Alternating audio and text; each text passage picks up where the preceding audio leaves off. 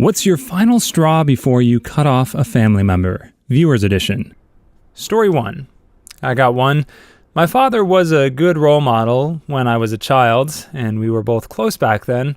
However, as I grew up, my father changed. He stuck with the more traditional way of disciplining a child. I did it in quotes because what he did wasn't really right in moral standards. He nearly threw my little brother, he was 5 years old at the time, angrily, just because he did not want to drink his vitamins. At the dinner table, we were socializing and joking when he chased me all around the house and beat me up. He was the one who actually initiated the joke. He actually beat me up many times for unreasonable things. My mother was diagnosed with cancer, and during the pandemic, her condition got worse. At that time, he started cheating on her behind her back. We only discovered it after she passed away, on a little bit of investigation. Worse, he might have started it when I was 3 years old, since his mistress and now wife has a daughter who looks exactly like him. And his abuse, physical and emotional, got worse when, at that time, and when my mom passed away. I was the person often being abused by my dad, and his siblings joined in and ruined my relationship with my father. Physical abuse was happening more often. When he accused me of stealing money from him, he began looking through my things without his permission and was forced to get my bag. I had some really personal stuff in my bag, and I said no. That led me to have my head being hit on the floor, the wall, by his hand, and beat up. I had a concussion, and my head was bleeding by then. He said that he was throwing me out of the house and bringing me to my relative's house so that they will know how bad of a person I am. I did not say anything, but I was crying as I could not bring my little brother with me. When he tried to bring me back to his house, my relatives from my mother's side stopped him as they knew the whole story. I never spoke to him again, and I cut him off. He did not give any financial support and stopped talking to me as well up to the present. I don't care about him now. I just wish my brother will not be influenced and be safe from all harm. Story 2. My grandma got really sick one time, like a fever of around 108 sick. Her dad didn't trust doctors and refused to let her go. The incident left her with brain damage, and she developed epilepsy. Years go by, and she has kids and is married, but her misogynist father is still a problem. They see her as an embarrassment because of her seizures. They end up breaking up her marriage to my grandpa. Around 96% of her seizures started in one part of her brain, and she got a surgery to cut that part out. She still has seizures. Her parents don't understand this. They were sending her money because she had trouble holding a job because of the seizures. One day, she loses the check. Her kids, my mom and her brother, have been living with their dad for a couple of years. My mom is 19, and her brother is 21. Their mother had transferred her guardianship over to them without her parents knowing. Bob, my great-grandfather, calls a family meeting. He then basically tells his daughter that they're done with her, and she either goes back to Florida and gets a real job, or they will institutionalize her.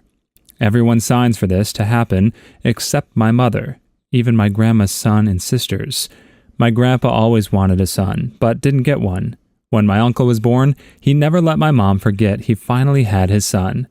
She stood up to him for the first time and said she wouldn't put her mother in a mental ward. His response was to say he would disown her if she didn't. She looked him directly in the eyes and said, "Go ahead." Because my mother was one of the legal guardians and she didn't sign, they couldn't take my grandma. After that, my grandma went back to Florida and never talked to her parents again. She passed away 15 years later without ever saying another word to her parents. The person who gave birth to me told me after my own child's passing, and when I quite honestly needed the most support from her, that nobody cared, and I needed to get over myself. I never want to see or speak to her again. As far as I'm concerned, that foul creature is dead to me. Story 3. My father has attempted domestic violence over and over again throughout my childhood, and the only thing that stopped him was my mother. He went to get milk, but also wanted to still be part of his children's lives for some reason. After a few months of him living in his own apartment, I was starting to have an emotional breakdown and decided to space myself, but it was a one-room apartment, and the only private space was the bathroom. I went into the bathroom to cool down, The door wasn't locked. I was just doing some meditation when my dad knocked on the door, asking me if I was okay. I told him that I was fine, and I was just feeling worn out and taking a breather. He continued to push me, saying that I could talk to him about anything and whatnot. At this point, I started to feel unsafe, so I locked the door and leaned against it in case he tried to force it open. He started shouting at me to tell him what's wrong, even banging on the door. I was terrified. I finally outburst in anger and called him an effing a-hole. That was when he slammed the door open and grabbed me by my shoulders, pressing me against the wall and hitting me with an open hand. We weren't even alone. His brand new girlfriend and my, at the time, 11-year-old brother were in the same flat and heard everything. Nobody did anything. Nobody said anything. Not even the people next door with the paper-thin walls did anything about it. I had a red mark on my face, and nobody cared. The final straw, though, was when my dad later tried to convince me that this was all my fault. He told me, and I quote, "You were out of control. My neighbors would have called the police if I didn't find a way to make you stop." I was stunned. Maybe they should have called the police. Shoot, they should have called freaking CPS. What the frick, man? I decided to stop talking to him completely.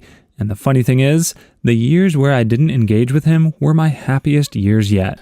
I'm glad all these people are making the right calls to sever ties from their abusive relationships after realizing the unfortunate situation they're in. This guy's dad trying to use the excuse that the neighbors were going to intervene if he didn't physically punish his kid for expressing his anger is just nonsense. I know it wasn't the case for his outburst in this scenario, but in general, kids throw tantrums, and it's not uncommon for them to scream profanities that cause embarrassment for the parents who are being overheard in a public setting.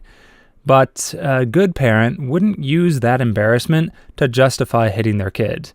For the most part, people understand that kids are just trying to figure things out and can be loud and bratty and overly emotional at times. A mature adult would be able to address the situation with their kid without physical confrontation, and even deal with any fallout from the neighbors by explaining the situation if necessary. It's just unfortunate that the heat of the moment caused this to happen, but there must have been underlying feelings in play that caused it to bubble up to this point.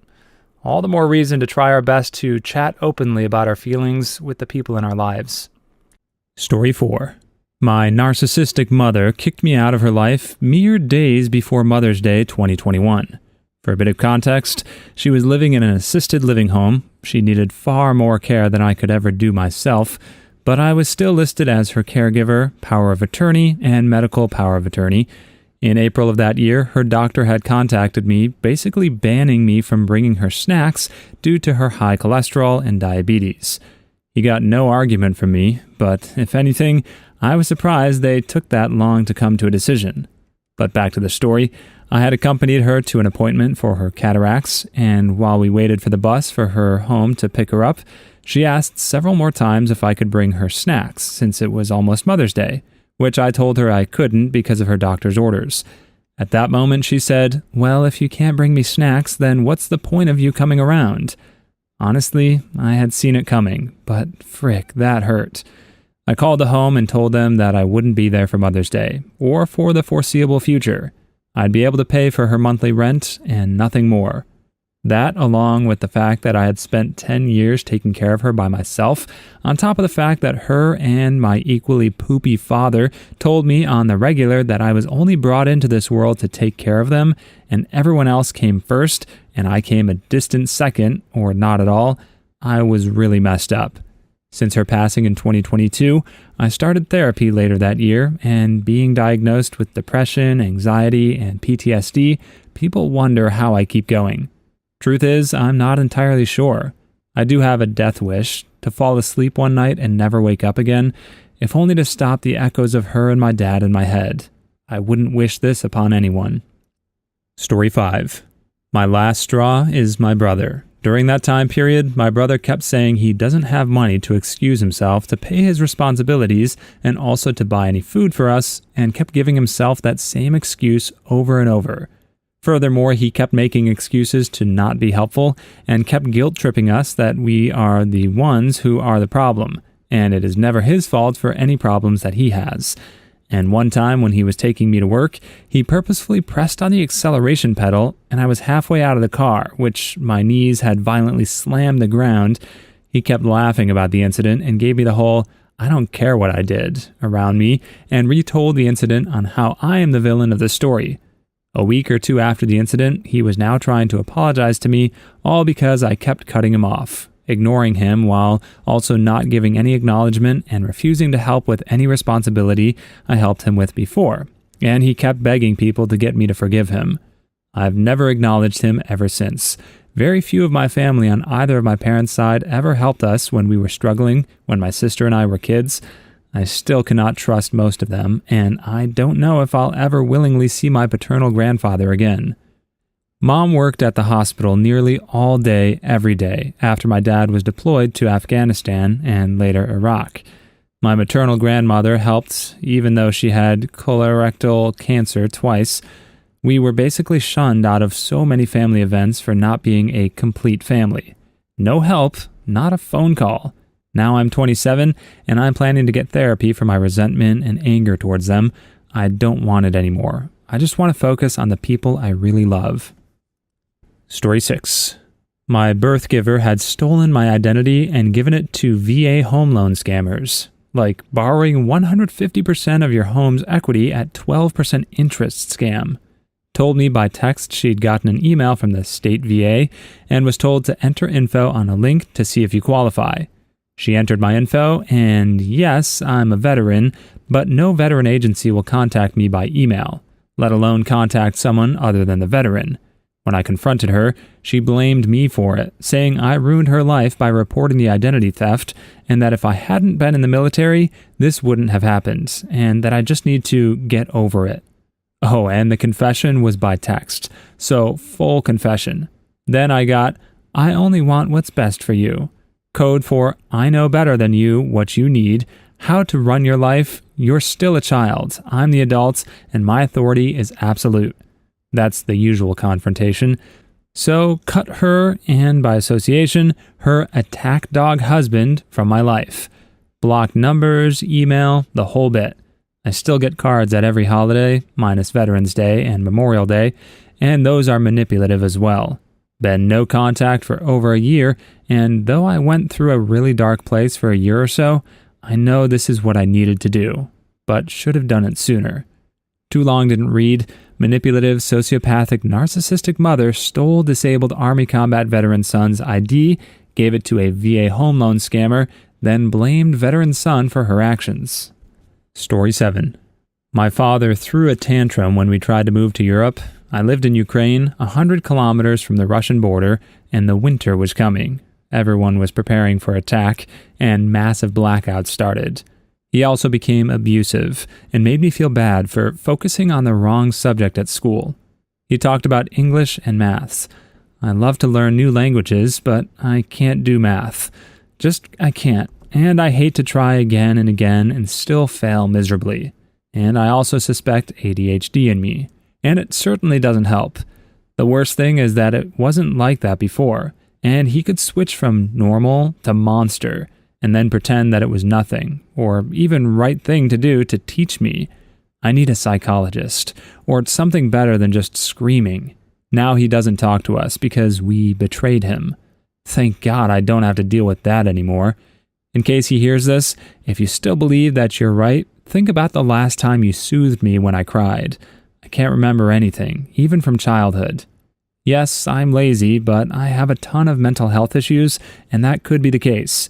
And in some subjects, I'm rocking. My teacher is very impressed with my learning speed. I learn Dutch now, learned the basics, and taught myself to speak English before. I've never learned that skill with a person. I don't want to talk with you. You failed and never said sorry for that. Story 8. My uncle had a friendly uncle himself who never got married, as he was busy running a successful business and just never found anyone. The rest of the family, who were rather selfish, unpleasant people, kind of ignored him and never bothered to establish any contact with him, being too absorbed in their own lives. The friendly uncle did, however, get along very well with his sister-in-law, establishing a long-lasting friendship that lasted throughout his life. And in his later years, as his health declined, she took care of him as well, all while his family didn't lift a finger to help him. Cue him passing away eventually, and suddenly the rest of the family came out of the woodwork. They were all lining up for a big piece of his big inheritance. But lo and behold, as it turns out, he left his big, fancy house fully to her. No wonder, because it's not like they were ever there for him.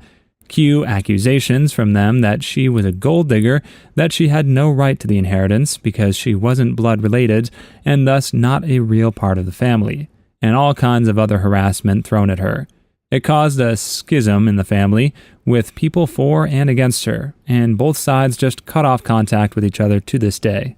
Yeah, another important thing for parents to realize is that their kid is their own person with their own unique character traits, their own faults, and their own interests and passions. I can't think of a single example of a parent forcing their kid into following a certain life path that hasn't resulted in some form of regret or resentment. I get that parents just want what's best for their kid, the good parents at least, but forcing them into career paths that don't bring them internal joy is just a recipe for disaster. They have to be intrinsically motivated to pursue their own interests, and that self-determination will naturally fuel their success. And the feeling of achieving something you set out to accomplish yourself as part of your own passion is 1,000,000 times more valuable than any monetary amount that could come from any soulless pursuit in a field of study that you're forced into. Story 9. My sperm donor was abusive verbally, emotionally, and sometimes physically. He was a narcissist who used his children as status symbols, cheated on our mother, and then pitted us against his new wife's children. They were perfect, and nothing we could do was good enough. Constant screaming, belittling, lies, and gaslighting. The final straw was his 60th birthday. He told me not to contact him as he was going on a trip with his other family, so I didn't. Of course, this was just another reason for a screaming match because of what a horrible daughter I was doing the thing that he asked me to do. Well, I say screaming match. When he was done, all I said was a quiet, "How dare you?" and hung up. I sent a long text telling him how worthless he made me feel, and I haven't spoken to him since. The neighbors have caught him creeping by my mother's house to look in the windows. He's followed me, shouting down the street, left presents on the doorstep, even tried to gaslight me into thinking I contacted him first and that I actually wanted to talk. All the desperate tricks of a man whose reputation is messed up because none of his precious children speak to him. Story 10. Parents divorced before I was a teenager. Father was a self-petulant, violent man-child and a spendthrift. He refused to pay a single penny child maintenance, so my mother and I really struggled. He refused to pay her any money from the sale of their house. He set fire to everything she owned. She walked away with just the clothes she was wearing and her handbag. He spread vicious lies about her. Some years later, I was married. My central heating boiler needed fixing. I asked him to lend me some money, not give me, so I could get it fixed. I had 2 young children, and it was winter. The final straw, he said, "I need my money for my holidays." I cut him off right then and didn't see him for 40 years. When he was passing away, he wanted to see me so he could absolve himself. I didn't go to see him, and I didn't go to his funeral. I couldn't stand listening to a priest waxing lyrical about this vile man. Good riddance to bad rubbish. I would venture a hearty guess that most people want to leave a positive legacy when the music's over and their time has come. But we can't rely on a dishonest priest at a funeral to give a false eulogy, painting us in good light to absolve us of all our wrongdoings. Now, the best way to be remembered as a good person and to feel at peace with yourself towards the end is to actively strive to be that good person throughout the years that you spend on this planet, or in this realm, or wherever it is that we are when we're alive. There's a great song by the Avett Brothers called "No Hard Feelings" that touches on this idea. When you reach the end, you want to look back and feel that you lived your best life and had no enemies. Story 11. A man was dying, and he made his will out on a point system. People got in his inheritance depending on how many points they got. A phone call got you a point, A letter got you 2 points, visiting him was like 5 points, and physically helping him was worth 20 points. There was a nephew and his friend. The OP of the story got thousands of points each, and the rest of the family got less than 10 points each. OP and the nephew got the vast majority of the inheritance. OP tried to argue that he was not family and should not get anything, but the nephew argued that he had been more family to the man than his blood family ever was. Why does this story remind me of Knives Out? Because it's almost exactly like Knives Out. I know this story. The grandpa put a stipulation that if anyone tried to sue against the will, they would lose their part of the inheritance. I bet that man is laughing from his grave. Story 12. I saw my dad every weekend as a kid, but the older I got, the more I realized what a selfish jerk he was. Also, it became clear that he didn't think very much of me. After graduating high school, his then-girlfriend, who was like a second mother to me, told me that he was surprised I graduated. Then I found out he had never paid the proper amount of child support he owed, and even getting what little he did pay was like pulling teeth. Finally, when I get into university and ask for financial help, he doesn't believe me and demands proof. I email a copy of my acceptance letter, which he then accuses me of forging. I stopped talking to him for years after that. We eventually reconnected, but now I want nothing to do with him after he proved yet again that he's a piece of doo-doo. Story 13. I had a niece whose horrible brat son answered my mom's home phone and cursed me out and hung up. She took his side and refused to have him say he was sorry for this. I said nothing to her in the last 23 years and never will. I attended a family function when she was there. We never made eye contact. She's dead to me and knows it. She's had many breakdowns and last I heard was an old dried-up alcoholic. Her precious son has been in trouble with the law. He grew up to be a first-rate loser thug. The rest of the family did extremely well. Everyone else is wildly successful, owns nice homes, cars, and are generally living their best lives. She lives in a squalid apartment with her dull-witted thug boys like a 21st century Ma Barker. She earned it. Story 14. My mother made several attempts on my life during the course of my childhood. When she could no longer intimidate or threaten me due to my sheer physical size, she started trying to pin a criminal record on me by lying every time we had a disagreement.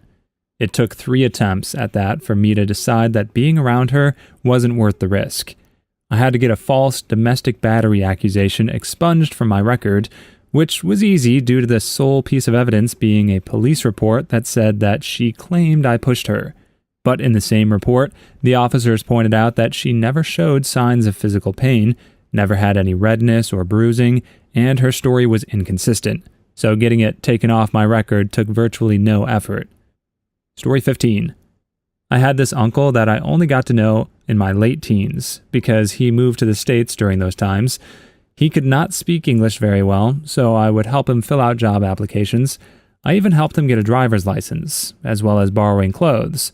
Then came a time when I was facing homelessness. I reached out to him for help, and he refused to do so. I got back at him by informing the DMV that he lied on his application, saying that he had 2 good eyes, while he was actually blind in one. Now he is no longer a delivery driver, the only kind of job his undereducated butt was able to get. Story 16. It wasn't when she would steal my toys and give them to other kids. It wasn't when she called the pound on her own dog because she learned how to dig under the fence and made us watch her say, "It's not our dog." I said, "Yes, it is." Not even when she said, "I could have aborted you," 45 seconds into a discussion about property taxes. I was 14.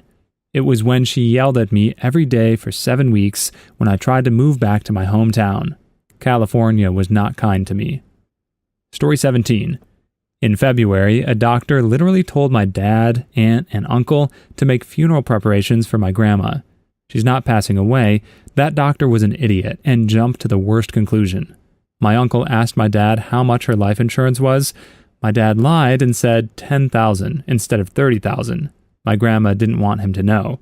So, being the loving son he is, my uncle said, "We'll just bury Mom on the cheap." Can't wait for him to find out he's not in the will. Story 18. My sister and I were cut from most of our family. Our only crime was being the spawn of our mother. Our mother was more or less the black sheep of her siblings. While her brothers and sister all fought with themselves to be my grandmother's favorite, my mom didn't and wanted to earn her own way in life. This was seen as blasphemous for some reason and caused her to not only be disowned by her siblings, but her mother as well. Story 19. I cut my family off. Large family, 5 sisters, 3 brothers. Growing up, we had birthday parties and such, but for mine, they always vanish. As an adult, I moved from the USA to Asia for work, call every Christmas or Thanksgiving, but no return calls or messages. Only when my parents passed away and they wanted me to sign paperwork for their received funds. It's amazing what people can say in silence. Story 20. Late 2022, my stepfather-in-law made a pass at me.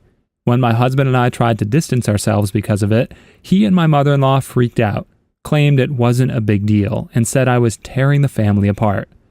When they started the religious abuse, trying to use scripture to make us forgive and forget, I blocked them. Ain't nobody got time for that madness. Story 21. My final straw was my cousins, who stole money from me for expensive dinners and trips, had me under police surveillance, and even put me on adult protective services because they thought I was incompetent in handling my lifestyle. I'm glad I went no contact with him and his wife, as she was worse than he was. Please leave your stories in the comments. I'd love to make a video of them in the future. Also, don't forget to like and subscribe.